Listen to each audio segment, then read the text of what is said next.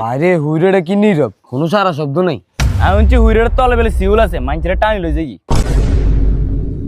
বাবুরে আয় কোনে হুইরে নামতাম না, তোরা যাই নাম। আরে বেটা সিউল তো হুইরের মাইজ না, আমরা মাইজখানে যাইতাম না, আমরা কাছার থাকুম। হ্যাঁ এটা ঠিক কইছ, যদি মাঝখানে যাস তাহলে আয়ও নামতাম না, কাছার থাকলে আয়ও গোসল করুম। আচ্ছা ঠিক আছে, আমরা কাছাতে গোসল করিম, কিন্তু তুই এটা কি তেনছু, তোর এরম দিয়ে যাকা। আর বেটা এটা স্পেশাল জ্যাকেট, আর মামা বিদেশ তো নেন চানলাই। ওই বেটা এত কথা না কই তাড়াতাড়ি হুইরে নাম।